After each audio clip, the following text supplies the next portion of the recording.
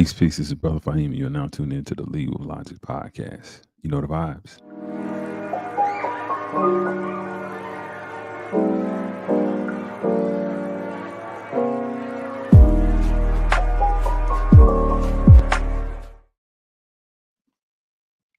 Peace, peace. Welcome back to another episode of Lead with Logic. I'm your most gracious and humble host, Brother Faheem. Hey, man, look, this is the Lead with Logic podcast where we take the controversial, the con, the controversial, the sensational, and the mundane, and through objective data, literature, books, articles, peer-reviewed journals, interviews, documentaries, and documentary clips, we extract that knowledge, wisdom, and understanding so that people can now experience life in 3D and our enlightenment can be enhanced. Every Monday, 8 p.m. Eastern Standard Time, same bad time, same bad channel, right here on the YouTube podcast called Lead with Logic. You catch me, Brother Faheem. Listen, thank you for coming back. I appreciate you guys.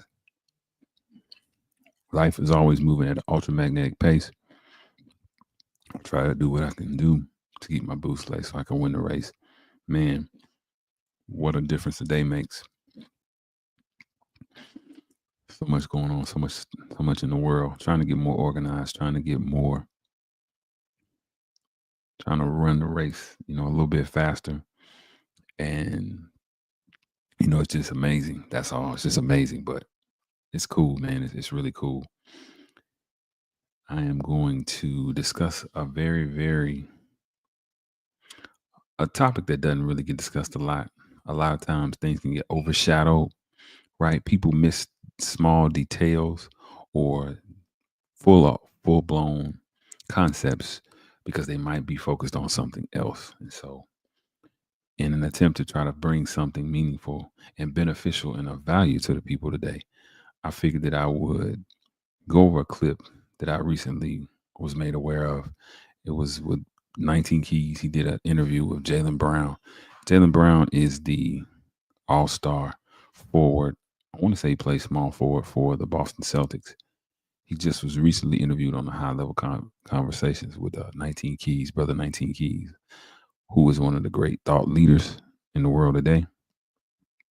And they had a very good discussion. And I saw a clip. They discussed a very many things, but I saw a clip where they were discussing the topic that we are going to be getting into today. So I typically take this time out to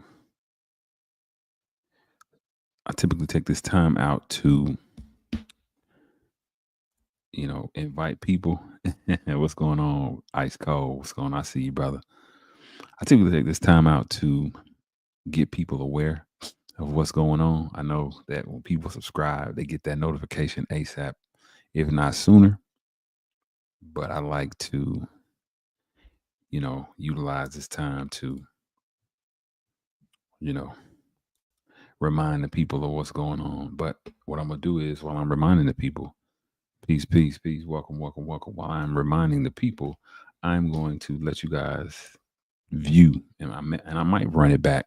I want y'all to view the clip that I'm gonna be basing this talk off of, because I named it Jalen Brown and the Diluted Dilemma, and I gave it that name because in the clip you'll see what Jalen Brown is speaking about. He's talking about major superstar, megastar athletes and the neutrality that they face when they get these deals, when they get the money, when they get this media attention, right? He was speaking about that. And you know, that's beneficial for us to understand for a lot of reasons. First and foremost, it's something that should be discussed in the community, right? When we're talking to our athletes, we don't really see oftentimes people discussing economy, right?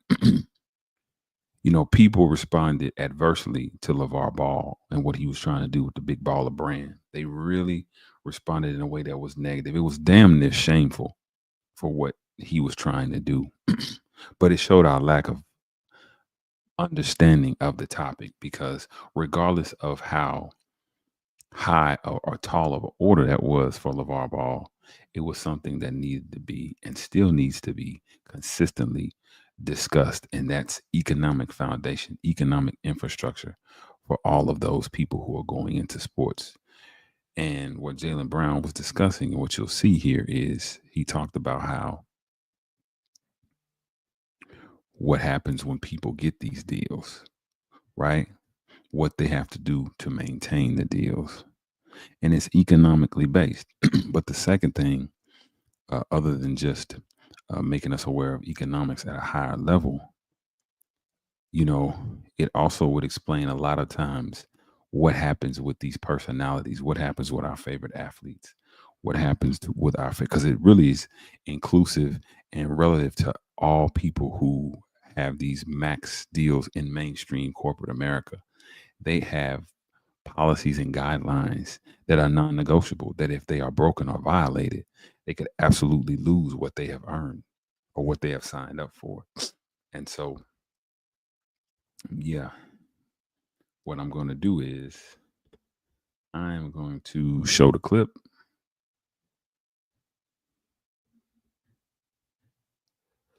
Yeah, I'm going to show this clip.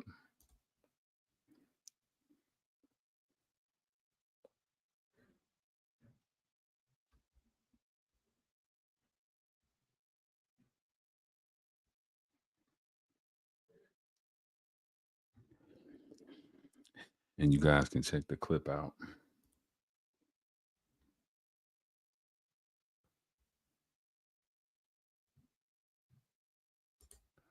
while I am now notifying the people.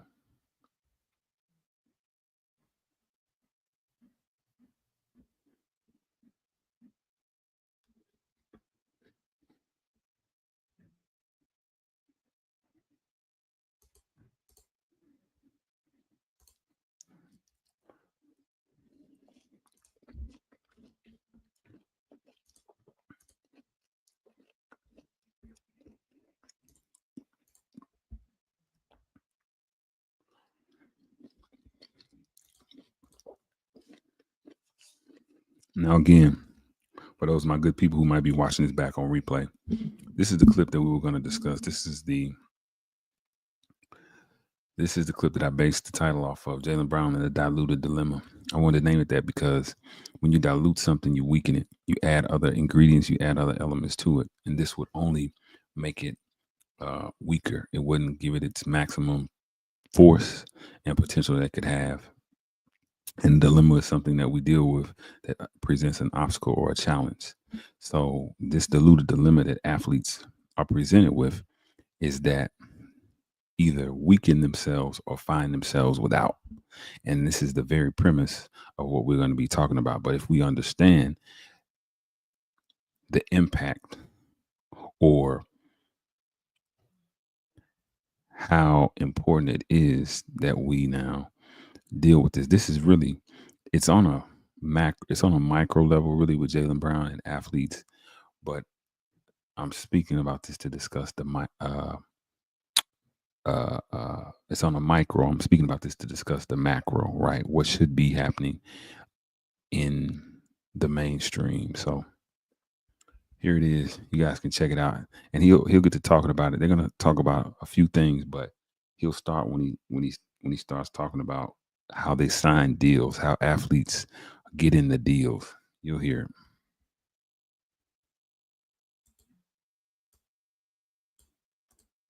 It's super relevant now. So as we talk about, Black history or what we taught is Black history, it's important to also talk about like Black futurism and what we want to see and bring and manifest into the future.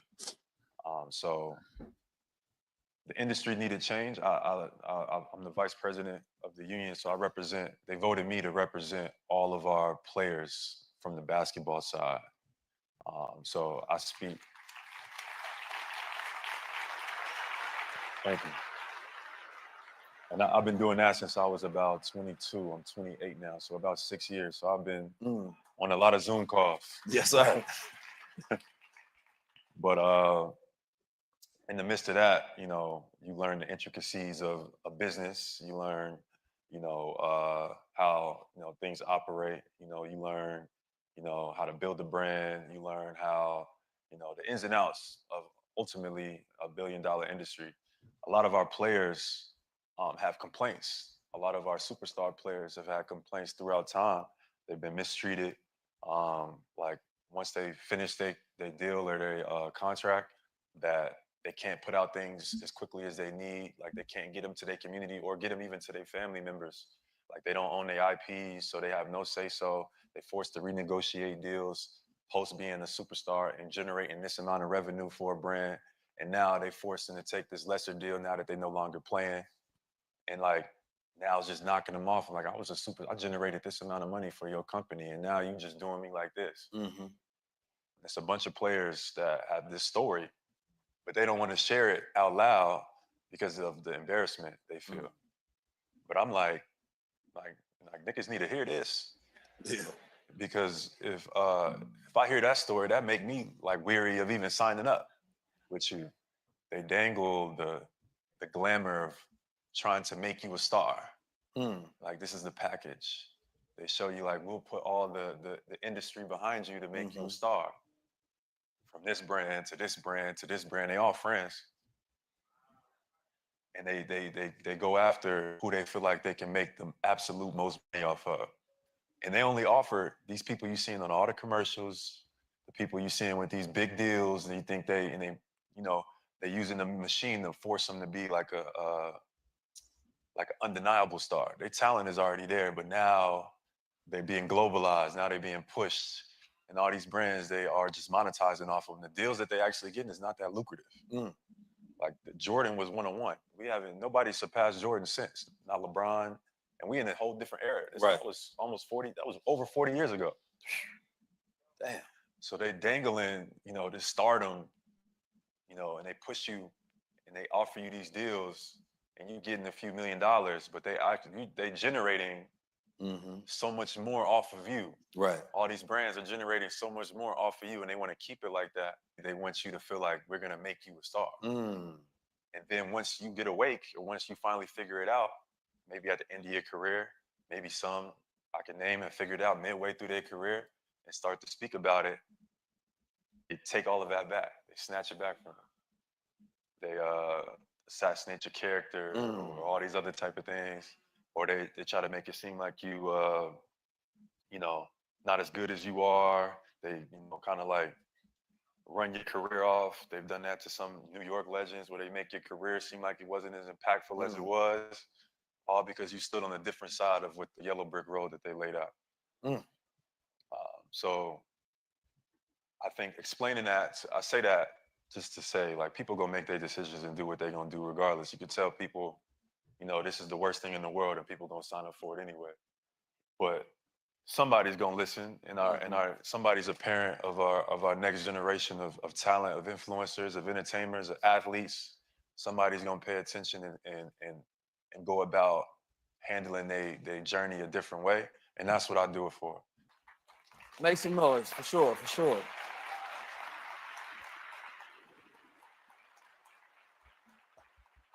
The reason why the design for my product, and I design pretty much everything myself, and the reason why I was wanted to be like the symbolism, I wanted you to see like this futuristic, kind of vibe, because I wanted you to think about like what's next, the next generation. So when I'm, talking about the future of performance, I'm also talking about how the future of athletes need to look and how we need to understand our value. I need to recognize what's being dangled in front of us and why, and being able to make decisions, because I think nobody's been able to like break it down to the sense, but like, as seeing those deals come across my table, and I passed on them, Yeah. like, because I was able to recognize, okay, they're trying to make me a part of their machine, and that's fine and all, but I don't want to be. Right. I feel you on that. I think when I listen to you, number one, it's a very high level of things that you're dealing with. Find the right way. And most people, they have so many people around them that's telling you no. Athletes that's like built to just take advantage of, And most people, they have so many people around them that's telling you, no, take this. What's wrong with you? In a minute, I would have took that. Not me. I'm saying, they saying that. I would have turned Nike down too. I'm saying that from this position. That's very true. It's a whole industry around our athletes that's like built to just take advantage of 'em. Mm-hmm. From the agency model, you know, it's obvious, but it's so normalized that it's not presented as that. But like you said, a lot of times our athletes don't know that they're selling their soul in a sense, and that kind of has an abrasive kind of like way to say that, like Mm-hmm. selling your soul. Like, but like the deals and things that they offer, a lot of them comes with you quieting your voice. Right. Like a lot of when you sign to these brands, that's one of the first things. Like if you say certain things, like we can terminate this deal Mm-hmm. at any given point. So like if I can't use my voice, then why the hell am I? What are we doing here? Right. You know what I mean? But that's like to take any of these deals, you can't do anything controversial. That's the number one standard thing, Mm. and that's And they what made decide me. what's controversial. And they decide, and exactly they decide what is controversial and what's not. It's not even like it's like a feel for them Right. based upon what they feel from the company's ethics or whatever. You know what I mean? You could say whatever, and they could just basically say that this is a little bit too controversial, and we letting you go. Right. So Which they is a want you. method of control. So it's encouraged amongst our top athletes in order to acquire these endorsements to do nothing. You can't say anything. Be least controversial as possible. And we know that. This is not like this inside information. Maybe I'm just breaking it down from my view. But like, yeah, you can't say anything or you lose everything. You know what I mean? Now you take those are opportunities to start things, to fund things, to take care of your family, etc. So people look at it as like I need to take these deals. So I can understand that to that degree as well. I'm not trying to, to like talk down on our brothers that had to Right. do what they Right. had to do. But I'm just making it aware to the people like what's going on. Because we are some of our athletes, it's such a normalization that they don't even know that what they really giving up. Like you're giving up your agency. Mm-hmm. You know what I mean? Like somebody is giving you, letting somebody authorize your power. Mm. You know what I mean? And that has a deeper connotation than just like somebody's representing you. Right. Like somebody, you giving your agency away. Right. You know what I mean? So a lot of our star athletes and players and influence, they don't even know that this is what a form of it looks like. You giving them your voice, so you compromising your voice for these dollars. If you said it to them like that, cut and drop, maybe they would, maybe they Right. wouldn't. I think when you really peel back the layers and you look at it like that, and you see, first of all, you realize how much you are worth, right? When you see how much other people can extract from your IP, right? What they realize is that any company is, especially companies that utilize absolute.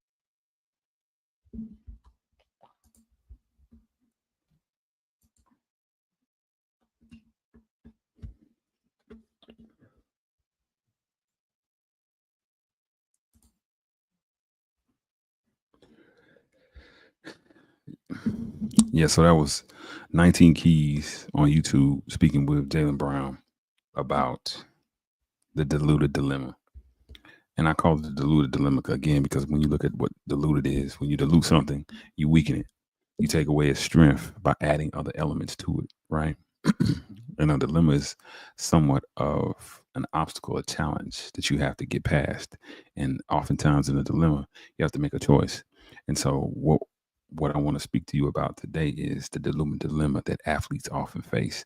Now, what's crazy is if we were more aware and we were more socially engaged in this diluted dilemma, a lot of this stuff would not happen. But like I mentioned earlier, and like Jalen mentioned, if y'all watch the clip, he talked about different athletes who, once they started to become aware or awake or conscious about what they actually signed up for, and they begin to now pull away from that and go against the grain, they then were put out on an island. They were ostracized. They were then, quote unquote, you could allude and say they were canceled, so to speak. Their careers were written off. Their names weren't as in lights anymore. They weren't as prominent as they once were. But now, if we're aware of this, maybe we would not. Maybe we would start at maybe we would start at the very foundational level when these kids are being reared, when they're on whatever circuit they're on, for whatever sport that they're playing, if they're made aware there's an economic component to this thing, there is something that you want to be able to live good for the rest of your life, but you also want to make the proper choices so that that is absolutely an option, right? Because if you make the wrong choices, it can still be doable, but it's absolutely going to be a hill to climb up. It's going to be a challenge and a mountain. And so if we get into these things earlier, that would make a difference. Now, I wanted to start there because what he's saying, what he said in that clip held so much weight. You know, one of the examples that he used, and before I go, speaking of black business, listen, www.leadwithlogic7.com, www.leadwithlogic7.com. Going over there, we got hats, hoodies, tees, everything. Please, please, please shop with your brother, man, before you go to the other man. We got a little bit of something for everybody, different flavors, different colors, different, all of that, different things. And also, if you are on Facebook, please repost, post, and repost. If you're on YouTube, shout out the link to about 50 people. Shout out the link to anybody who you think would love to hear, come back, and learn something. Somebody who has an affinity for knowledge, wisdom, and understanding. Now, when I think about this diluted dilemma and teaching youngsters from a foundational level from when they're young, right? When we understand that they have chosen this field to go into and they are starting to excel, even before that, we still need to teach them. Now, the biggest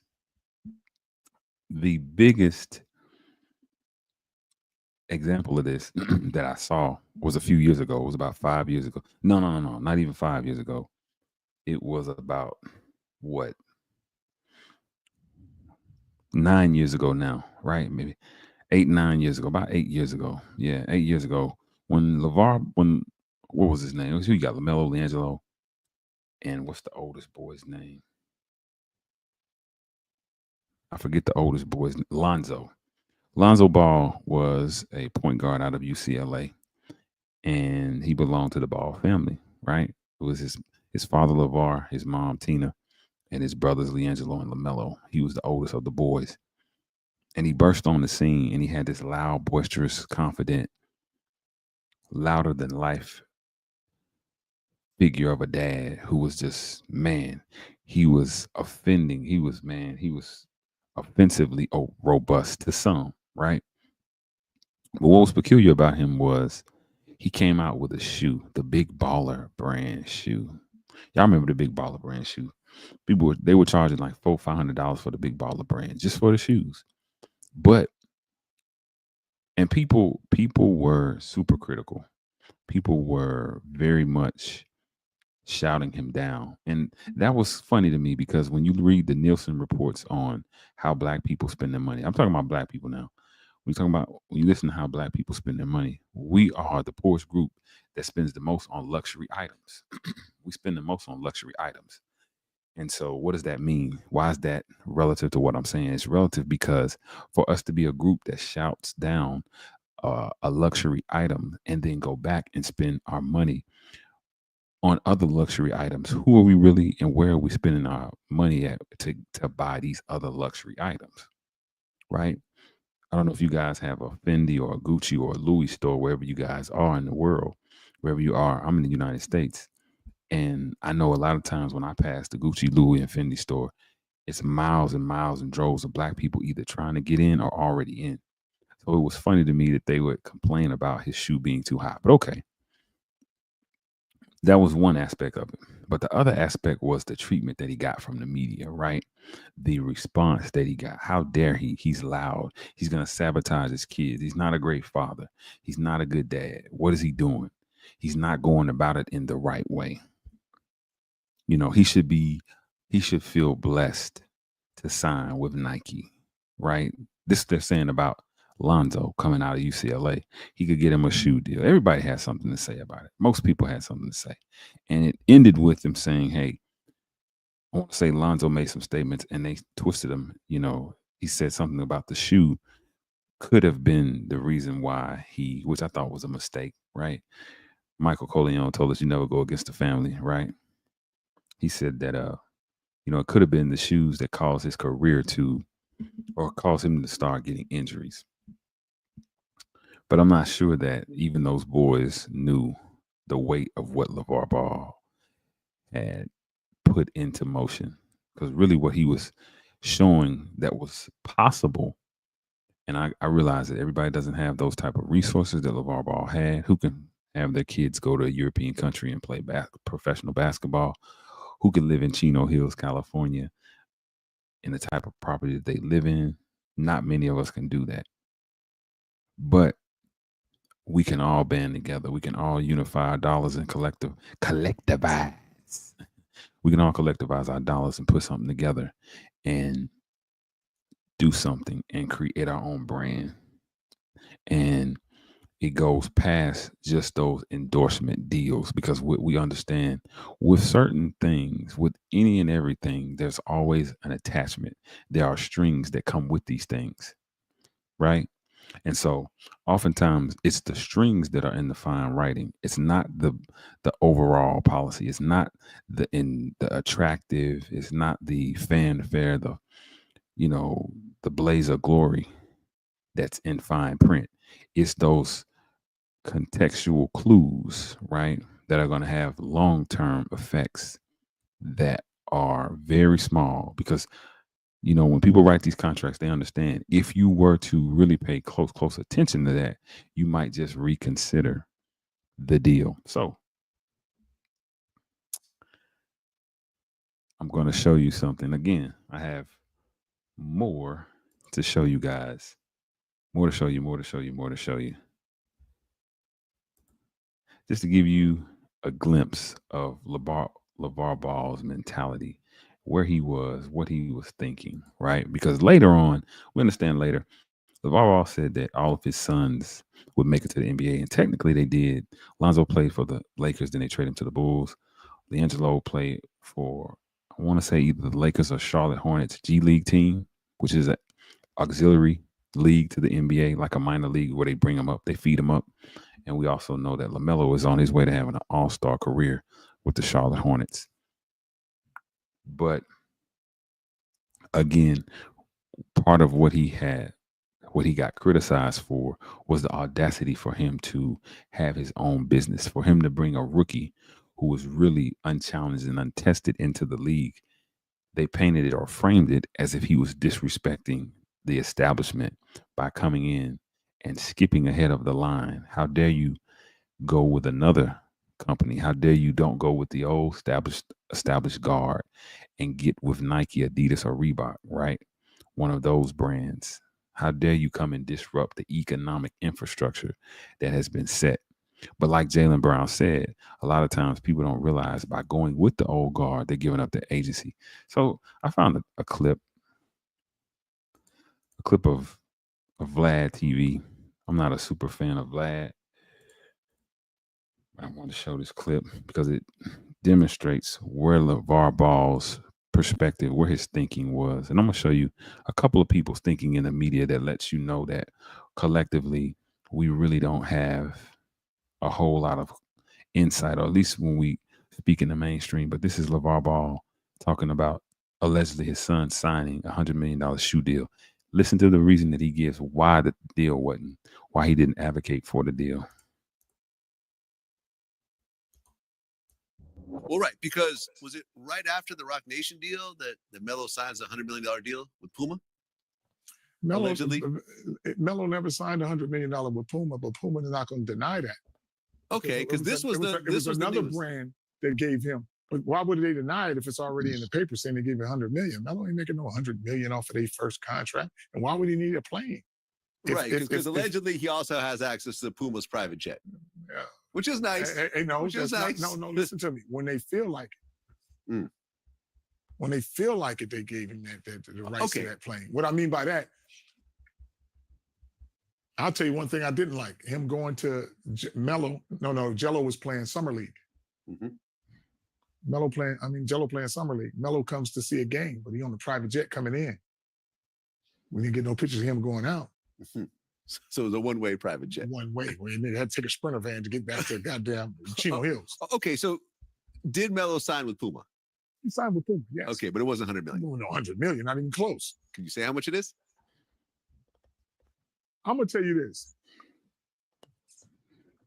I think it was a third of that. A third of that. Still Maybe not a a little bad deal. less. Still not a bad deal. Shit, it's the 30, worst deal 30 ever. million. It's That's, the worst deal ever. that's the worst deal ever. Come on, man. Anybody taking an endorsement deal is the worst deal. Come on. Okay. I'll tell you this. What I do with my I'm gonna pause right here. You see where Vlad is saying 30 million, that's still a good deal. Yeah, it's a good endorsement deal. If you don't know the ins and out of what an endorsement deal is, if you don't know who gets what percentages, if you don't know the long-term implications, well then sure, especially black people coming from economically bereft communities where we don't really have a lot of resources, where we've never seen $100,000 in cash, or we've never even seen a check for over maybe $50,000, $60,000 to get a deal like 30 million. Absolutely, that is absolutely wonderful. But those who are business minded amongst us are saying no, this is not, no, that's not a good deal. And I'll give two examples, and I'm gonna go back to this clip when Master P talked about how he was shopping a deal around for no limit. He said, I want to say Jimmy Iovine offered him 500,000, something like that, some number that he had never been acquainted with, some number, some huge number he had never seen, and he turned it down. His brother was like, "Man, what are we doing? We broke. We on welfare. What's going on?" He said, "Dude, if that dude will offer us 500,000, how much are we worth?" The next is, I'll give you another example, would be Jason Weaver, the cat. I think he's on the Shy now. He plays for Shad. He played Little Michael Jackson in the Jackson's American Dream. You know, he sang for the Lion King, and he talked about how when Disney approached him with the deal, they said, "Okay, we'll give you guys straight out $2 million. That's it. He gets nothing else, no more for the rest of his life, just this $2 million." And he said his mom was like, "Nah, we want royalties. We want royalties every month for the rest of his life. You know, we want this to be something that's recurring." She had the foresight and the insight to see that this deal was not on the front end. I'm sorry, on the front end, it might have been enticing, but on the back end, it had far more graver implications. And so this is what a lot of times people are not banking on in these industries. They're not banking on you being aware of those far-reaching implications that will hurt you later on in your life. all of a sudden, and you gonna have this. This is not even out yet. Okay, let's go. I'm gonna sign Jello to the biggest shoe deal ever, just to show you how this works. Okay. The biggest shoe deal ever. Shoe deal ever. Okay. Can you say with who? Big baller brand? Come on, that's it. That's it. Who else would it be with? Okay. Who else would it be with Vlad? Tell me this. Let you know, man. This is cold. They want to hear this. Let's go. I'm gonna give Jello when he signs this. I'm gonna let everybody see it when he signs it. And trust me, they're gonna see it. I'm gonna give him 100% of the sales of the shoe. Okay. I'm gonna make the shoe, but he gonna make the shoe. They ain't gonna never offer nobody that. 100%. 100% of the sales. We're gonna sell his shoe for 180. Is that gonna be the cheapest big baller brand shoe in terms of the ticket 180 price? for his shoe. Right. Because everything else is like 300, 500. Man, it's gonna be 180 because he wanted that way. Yeah. The new G3 is coming out sooner than you think. Okay. And when it come out, wherever it come out, let's say we sell 1 million shoes worldwide. 1 million shoes worldwide at 180. Give Jello 180 million. That's his money. It's the G3 on there. Jordan only gets 130 from Nike. Jordan gets $130. 130 million a year 130 for million the a jump year. man. Right. The next biggest shoe contract is 32 million for LeBron for Nike. Mm. So Jello, we sell 1 million shoes in a year, could clear them and not even in the league yet.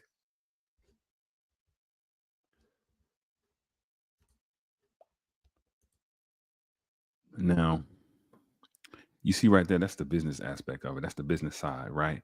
He was just talking straight numbers. 180 million, 1 million around the world, and there you have $180 million that goes right into whoever the athlete, whoever the front persons, whoever the endorse, whoever shoe that is, that's their money. But on the business side, you're never gonna get a deal like that where the endorser deal, you get 100%. It's not. You're not going to get that. You're not going to get that at all. You're going to get a percentage of it, right? A lot of your favorite athletes, Michael Jordan, Magic Johnson, these people made money with their endorsement, with their investments, right? That's another thing that youngsters need to know. If you're an aspiring athlete, if you are uh, blue chip, top rated blue chip, or even if you're just playing and you're going to work your way up the ranks, understand something. You might want to get a financial education because the deal that you're going to get, that you're going to sign, even if you sign a max contract, right, with an NFL, NBA team, the government, Uncle Sam, he wants you and he wants half of that salary right off the bat. So you get 200 million, boom, it's 100. Then you have your lawyers and your agents, they take a percentage up to, I don't know, 40%. So you're looking at maybe 60 million out of a $200 million deal, right? These are just the realities of money. That's just the realities of business, how you're taxed, the bracket that you're in. But again, that's just the business side of it, the percentages, the points that you get. Has nothing to do with the socio-economical side, with the consciousness, with you having total agency of what you do and how you function and how you operate in society and in the world, right? That because again, there are policies and guidelines, right? There are policies and guidelines that apply when you're talking about these deals and contracts, right? And so, but now I want to show you this next one. I'm going to show you LeVar Ball, what he said about Nike, signing with Nike.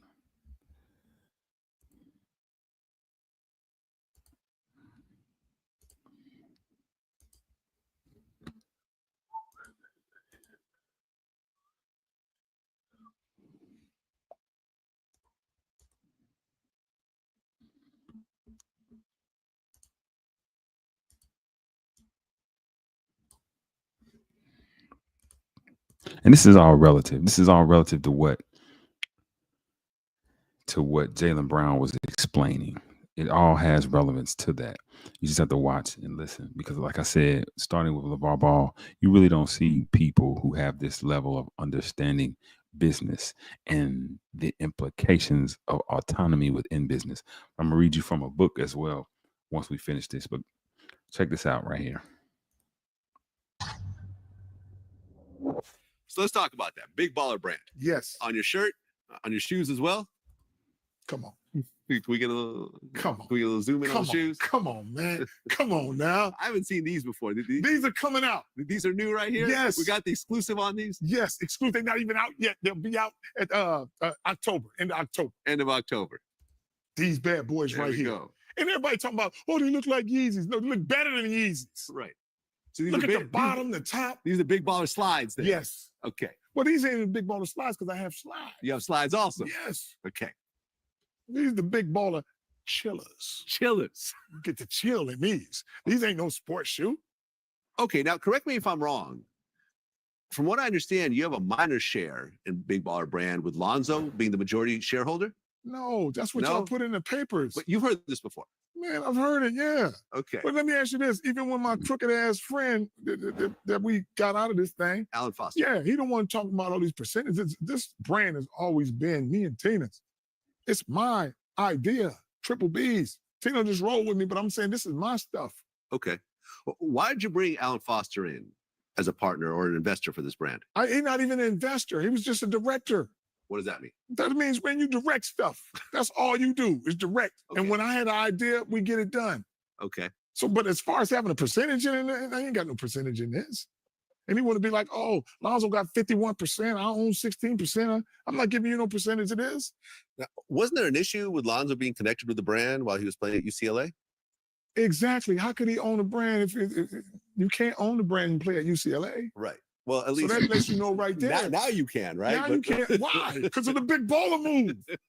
LeVar done changed a lot of stuff. This NIL stuff and all this stuff. Why did it change?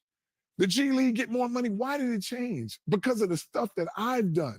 And everybody like, LeVar, I want to give you your flowers. Don't give me no flowers. I don't want no flowers. Give me some donuts. I'm a donut man. You're a donut man. Yes. I like donuts too. Donuts, but what I'm saying is all this stuff changes when you go back and see what LeVar did. Like if in UCLA, I said, I ain't gonna wear no UCLA stuff. I'll wear your colors. But the colors had Big Baller brand. Okay.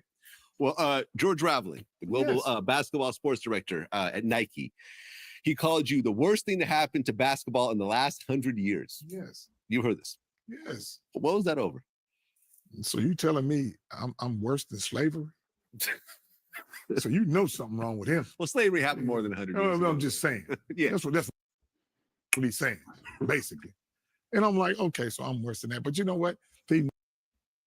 So you gotta pay attention to the language used by those in power, those in business. The worst thing to happen. LeVar Ball is not the worst thing to happen, but he absolutely is a threat to the infrastructure of capitalism that would uphold, that would put these companies at an advantage with these athletes. Jalen Brown said they dangle the fame in your face. They dangle all of this superstardom, right? And we have to even reframe and restructure how we think about superstar. A superstar is nothing more than a person who is talented, who has the draw to make max dollars and potential. That's all a superstar is. A superstar is not worth a damn if he does not or she does not profit or benefit from their own likeness, image, or their own investment in their own talent. What good is the talent if you don't benefit from it at a max level? But just pay attention because this happens oftentimes, and this helps you. Again, this is all a part of education for young people. This is all that part of education for us. If we understand the economic implications of this diluted dilemma, if we understand that once we get these contracts, we will not be able to have that agency anymore. And people are going to fight about it, right? Frederick Douglass said power only concedes to power. So when you are positioning yourself as a power player, you're going to have to expect other power players to make statements about you. And that's what we witnessed. That's what this is all about. He's nervous. He always worked for Nike. And you see what Nike told him. What did you guys have deals on the table from Nike? No, they don't want to give us what we want. Okay, so it wasn't even a serious no ownership and conversation. no co-branding. So guess what? No, they wanted my boy. They wanted all this stuff, but I was never in a room with the people that were making decisions. What I mean by that, he said they wanted my boy, but they didn't want to give us what we want. Was ownership and co-branding, meaning this: when you are the owner of it, you have creative control. You get the lion's share of the dollars. You have the upper hand and you have the last say so, the executive privilege. No corporation or company is going to do that. And you shouldn't expect them to. We shouldn't expect them to. And I don't think that LeVar Ball expected that. But I just wanted to demonstrate this is what happens. These are the things that happen. And the response that LeVar Ball got was shameful from the Black community, because we begin to now, as of recently, we've said he was deserving of what happened to him as far as his foot. We thought that he didn't know what he was doing, that he was an idiot for pulling his boys the way he pulled them.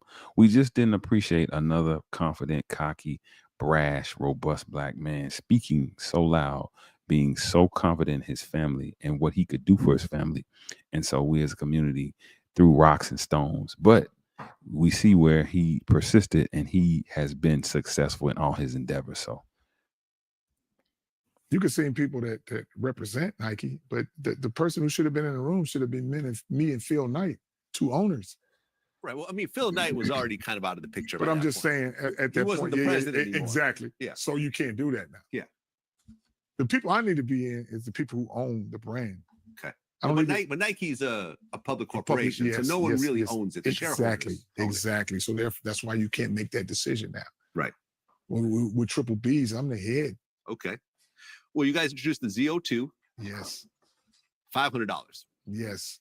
People were upset over the price point. Yes. You said if you can't afford it, you're not a baller. Right. Yeah. You know what that means? A big baller is a mindset.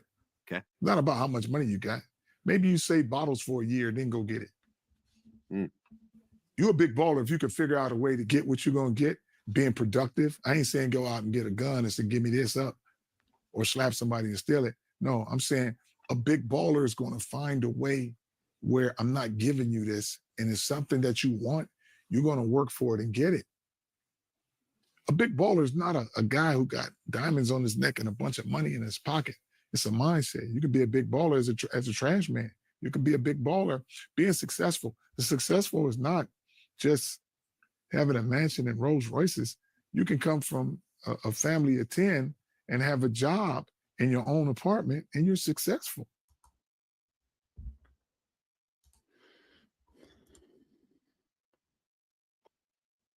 Love it, love it, love it. But I want you guys to hear that some of the terms, the verbiage that LeVar used, I wanted you guys to hear LeVar articulating himself so that you can understand. Because like he said, the media, he said, Vlad tried to use against him. Hey man, you said that you're not a big baller.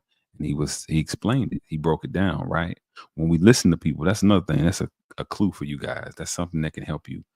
In order to deny someone humanity, in order to ignore the truth of a circumstance, we have to exclude context. We have to ignore facts. That's something that you'll see. Whenever you meet a person who ignores the full context or the facts, you understand right then and there you're not dealing with a pious, righteous person, because there's no way you can do that and still be on the straight and narrow. You have to look at this thing fully. So I wanted to say that. Listen, welcome. I see you guys coming in. Thank you for joining. I'm your gracious and most humble host, Brother Faheem. www.leadwithlogic7.com. www.leadwithlogic7.com. Y'all head on over there. We got hats, hoodies, and tees. We got a little bit of things for everybody. Thank you for coming. I see. Look, yeah, we got Turhan Ice. Free thinking, straight black man, my brother from another. Come on in, my brother. What's happening, brother Lee? Man, listen, another day, another dime, man. Just another day in paradise, man. It's heaven, right? Heaven or hell, state of mind, states of grind. So, but the diluted dilemma, man. What we're discussing here is what Jalen Brown discussed with 19 Keys on high level information, on high level conversations. He talked about the deals and how athletes are neutralized, right? Their power, their agency is stolen from them when they accept these deals in corporate America. Now, this is something that some people will say, well, how does this relate? How is this relative to real life? What is this going to do? How's this going to help me? Well, we see it in the mainstream. We watch these things like the Super Bowl, the NBA Finals, Wimbledon. Sports is thoroughly ingrained. Sports is American as apple pie. I mean, it's just a part of our culture right now. But with that comes a criticism. With that comes a celebration, right? The other side of celebration is criticism. We oftentimes criticize these figures, right? We negate and downgrade their humanity because they might be making a salary that puts them in an astronomical tax bracket, right? We may believe the group, right? We may take something that they did without having full knowledge of it. We just believe the group, right? We act as sheeple, not people, but sheeple. We acting as sheeple because we see their success, and with this degree of success, they can deal with being vilified. They can deal with their humanity being robbed. All of these things. Now, what we never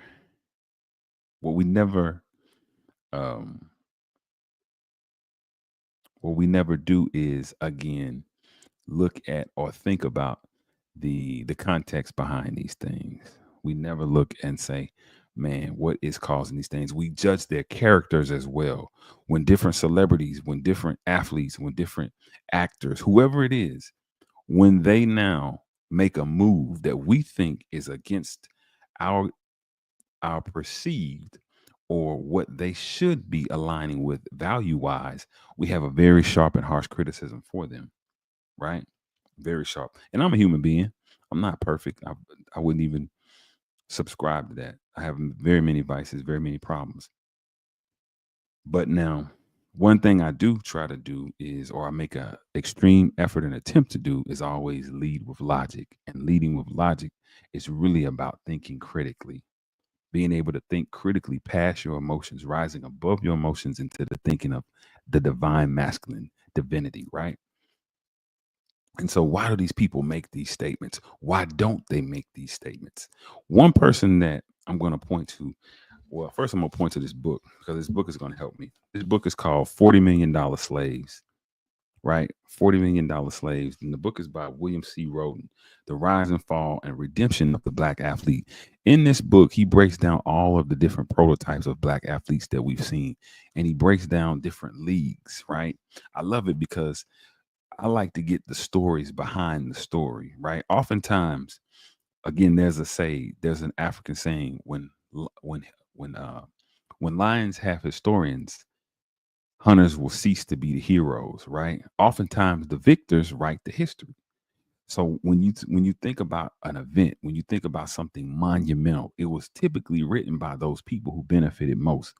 In the book, it talks about the Major League Baseball and how they not only stole from the Negro leagues, right? But they steamrolled them, and they did it all up under the guise of the civil rights movement. Branch Rickey in mainstream was considered a beloved figure. Here was this beloved white man who gave this black man a chance to come up into a major league and make more money. But in actuality, he was extracting, right, black talent from a black pool of black owners. There were major league baseball teams where the talent was coming from, right?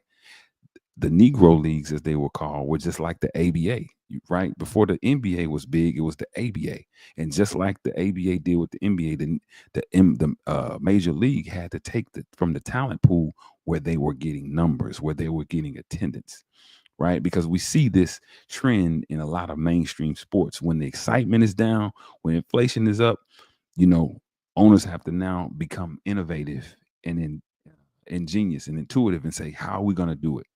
And so, just in this book, one of the things it deals with is how the Negro leagues were destroyed, Branch Rickey's role in it, and how a lot of different players were snatched up, and how the black community suffered economically behind the major leagues. But it's a chapter in here that speaks directly to what Jalen Brown was saying, right?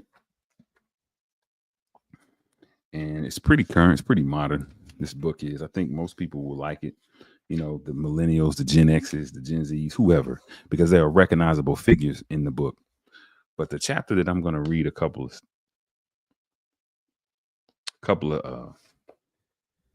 of lines from is chapter 8, The River Jordan, the dilemma of neutrality. Now, for those of you guys who did not watch earlier to start the podcast, I played 19 Keys speaking with a Jalen Brown, right? Jalen Brown plays, I want to say small forward for the Boston Celtics. Very, very brilliant young brother. Very brilliant young brother. Signed the highest contract in the NBA, which is not saying that. They all do that, right? But he did something different when he signed his contract. He talked about empowering the black community economically, right? That's something that we don't see a lot of. And so it's only befitting that he be on 19 Keys is the thought leader, one of the world's top thought leaders with myself.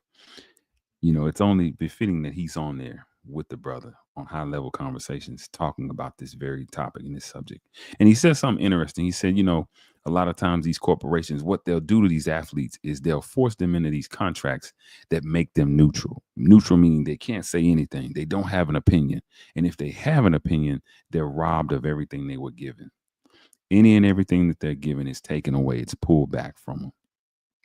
And you know, you had people who sign these who ignorance only means you don't know, right? That's ignorant. Ignorance is not a bad thing, brothers and sisters, ladies and gentlemen. It's not, boys and girls. It just means you don't know. I'm ignorant about things. You guys are ignorant about things. He said a lot of these athletes sign these contracts and they're ignorant to them, how they really work. And then somewhere in the middle, they figure out, oh, I'm being exploited here, not only on the business side, right? Like I showed you guys with LeVar Ball, right? Not that he was exploited, but he tried to stay away from that. I'm also being controlled on the socio-economic side because now I can't speak up for my people. I can't say when something is wrong.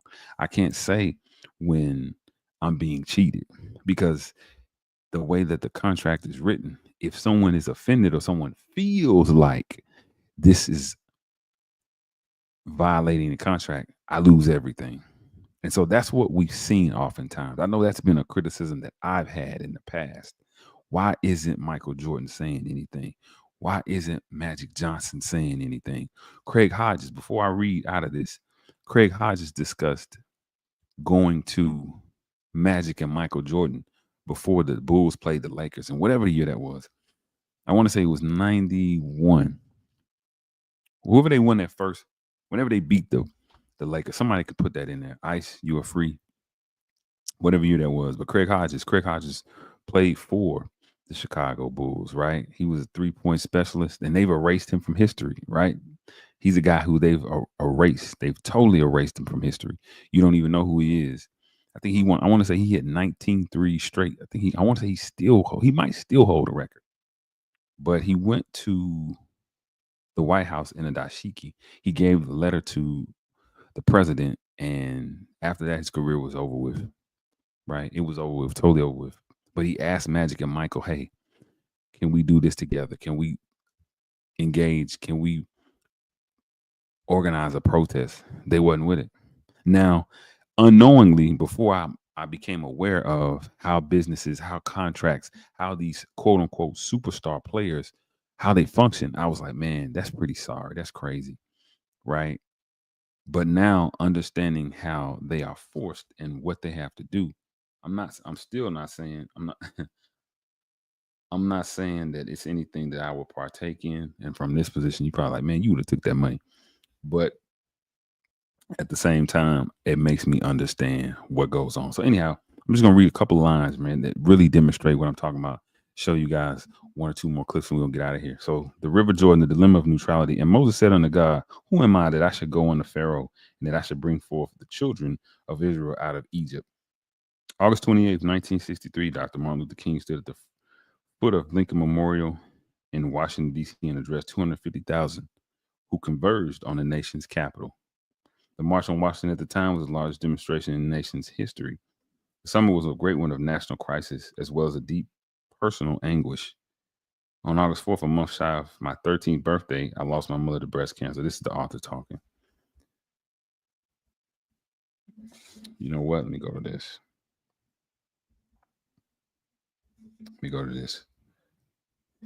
And if I'm gonna speed up for you guys.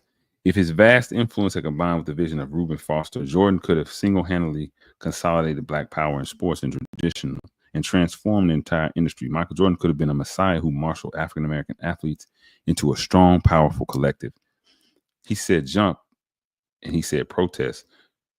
Most athletes would have jumped. Most would have protested. Instead, Jordan said, be like Mike, which raises the question, who is Mike? What was the River Jordan? Was he Moses leading us into the wilderness, or Judas stranding us there? Jordan was in many ways the fruit of the civil rights movement, which reached its apex in the years of his birth. His right to remain silent is what we won. Jordan didn't have an obligation to speak up on racial injustice, but he had an unmatched opportunity. Jordan is the one who fully exercises the one right to be publicly neutral, not to have to deal with quotas and segregation, and even to have the Black elements of his style and image, bald head, baggy pants, soaring acrobatics, not just accepted by the mainstream, but revered, freeing him to be obsessed with wealth and image.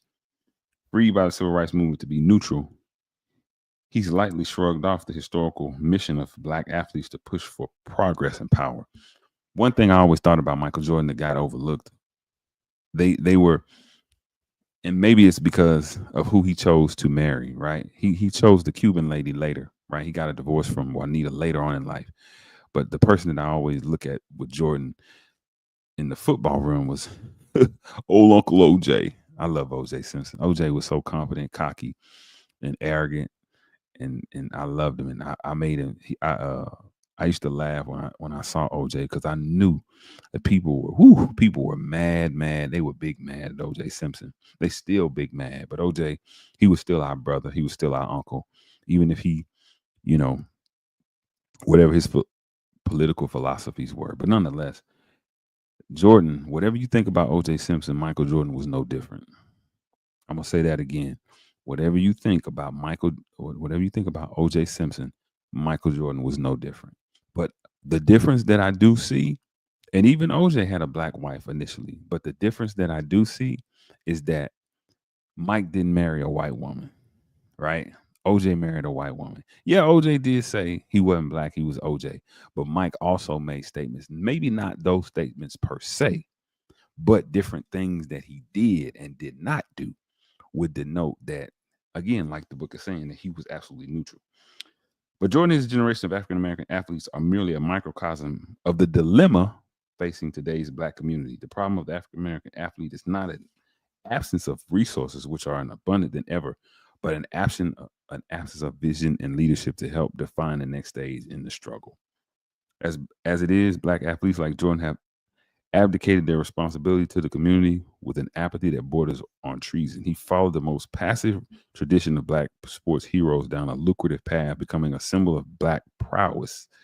But he could have been so much more with the resources and possibilities at his disposal. Simply being a paper tiger was not really enough. Throughout his career, Jordan was criticized for being inactive in the fight for racial equality. He stood soundly by in other areas as well. When details emerged regarding Nike's use of Asian sweatshops, Jordan made no official statement. He said that he would look into the problem. When children and teenagers began fighting and killing each other over his high-priced basketball shoes, he simply said that the victims should relinquish the items without a fight. Now, this is all a part of what Jalen Brown was saying about that dilemma. Jordan was absolutely sworn off. You can't say a word because now you begin in criticizing the price, you begin to criticize the very nature and the very beast that you are a part of, which is capitalism. See, if we say now, if we begin to leave with logic and say, listen, these Asian sweatshops, we understand how it works. We have outsourced our warehouses. We have outsourced our distributors, right, to go outside of the United States for different environmental reasons, for different production price cuts, for different expenses on workers, benefits, and things of that nature. Surely we can now lower the price of shoes. But again, Michael Jordan stays silent.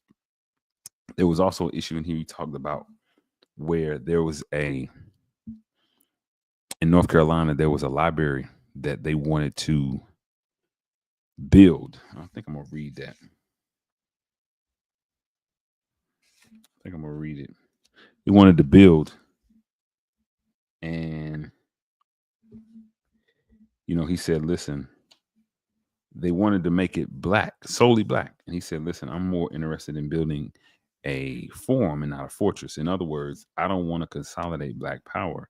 I would like to now put it on display and share the power, right? And this was essentially what these contracts, what these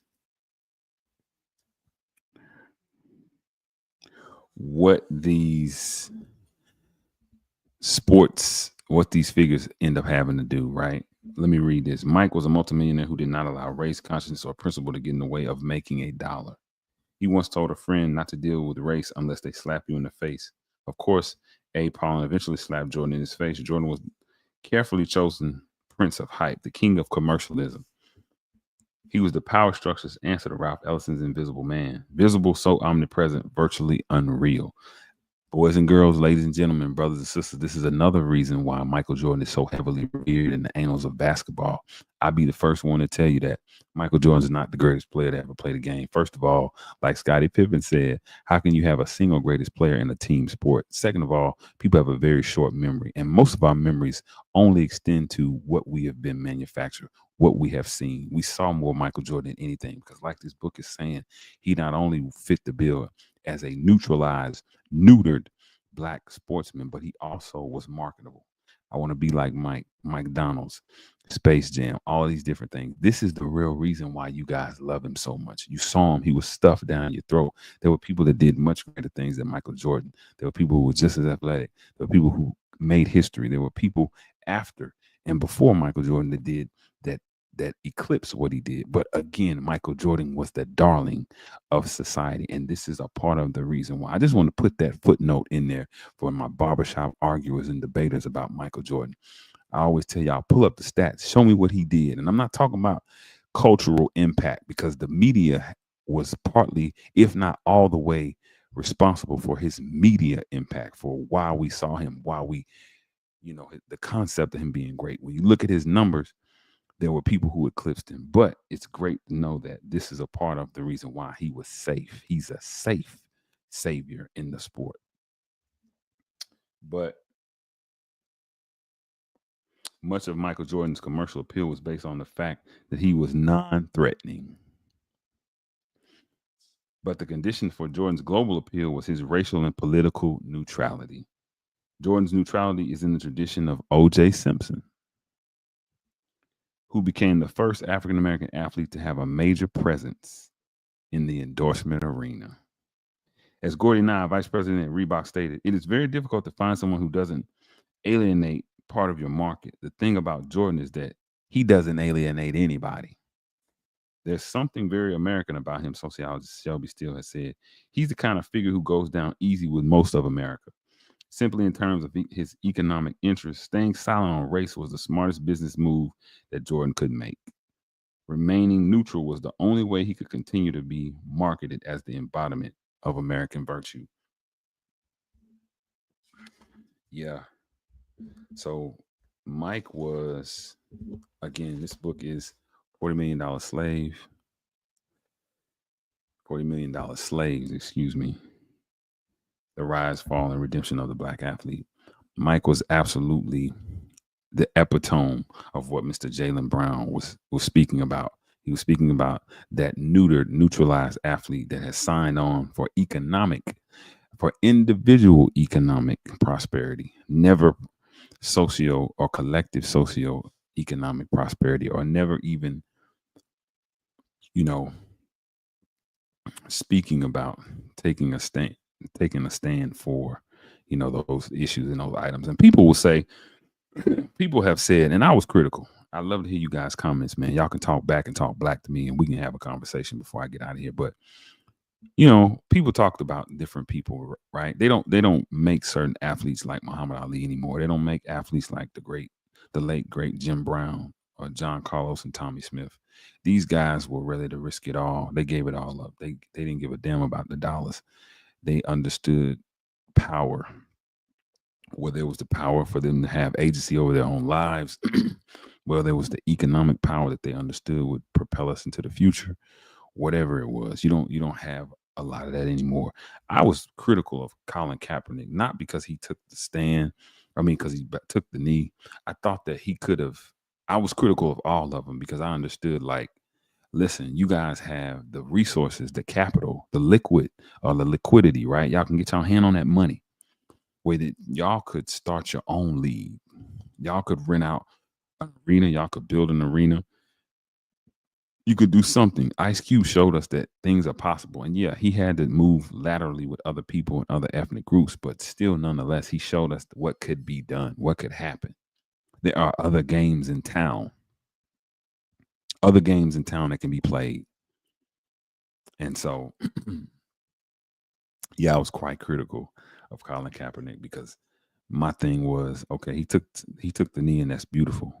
But what is he really taking the knee for? Is he taking the knee in the name of power, or is he taking the knee in the name of saying something, but then crawling back and getting his job and his position back? I just thought he could have done more. What he did was more than what I did, right? But he was a man with many resources. Put it this way: to much whom is given, much is expected. That was my thought then. And hey, he didn't have a contract because he'd already violated any contract, per this book, per what Jalen Brown had mentioned. Now, Jalen Brown also mentioned something. He mentioned athletes who, he said it was some New York athletes who had been outed, right? It was some New York athletes who had lost their careers once they begin to now understand and speak out. Who I'm going to show y'all is Stephon Marbury. Stephon Marbury is he's heralded as one of the greatest point guards in NBA history, but also it's a couple of them up there. You got Kenny Anderson, you got Kenny Smith, you have a bunch of them who have done great, great things, but Stephon Marbury is considered the top. Now, the thing about Stephon was he had a shoe. I don't know if you guys remember years ago. He had a shoe, the Starberry shoe, and he sold that shoe at Walmart for like $20. And part of the reason why he sold it at Walmart was because he didn't want kids, black children in the inner city, the ghettos, killing themselves. Because that's what we saw happening over Jordans, over pennies, over all of these big name megastar shoes. So he wanted to create a shoe that not only was affordable for black families who maybe were in poverty or under the poverty line, but also that could quell and kind of put a halt to a lot of the hostilities, right? But we understand Marbury had a riddled career. He ended up going to China. He has a statue over there.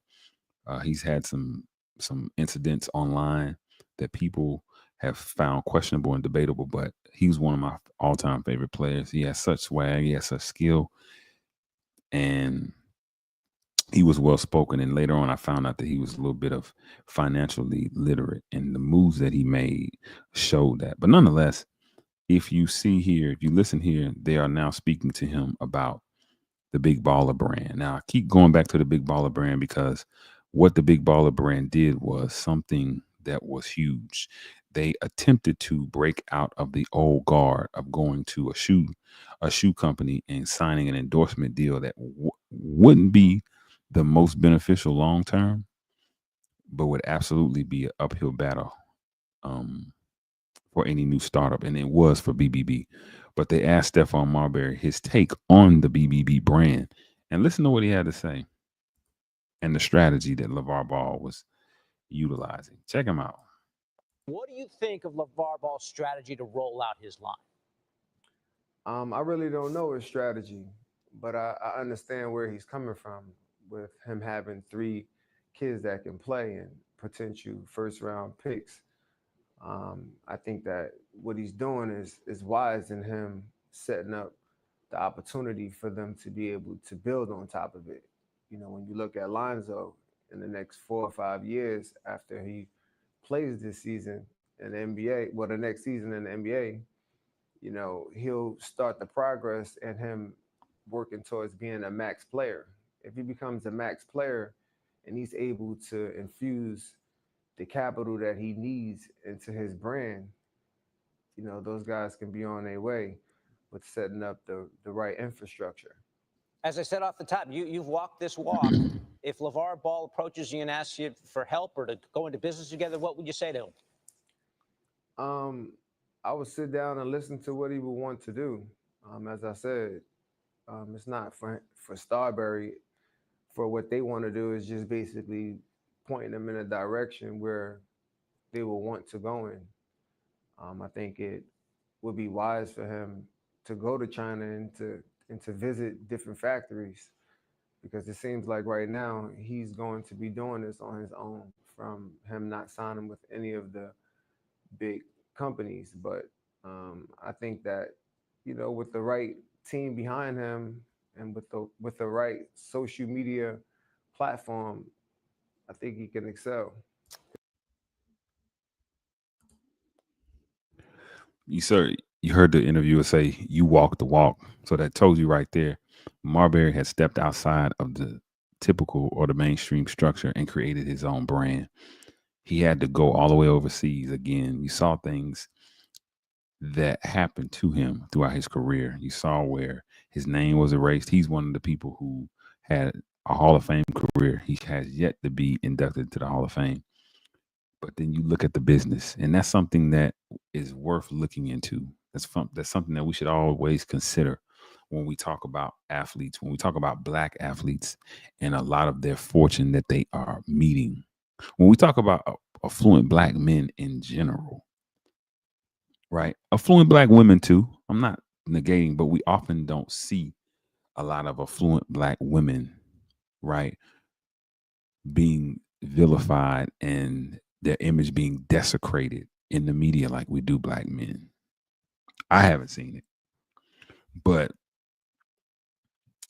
yeah, Marbury he was absolutely one of those guys that, you know, you didn't see much more from, and they kind of gave him a label. They gave him a jacket, right?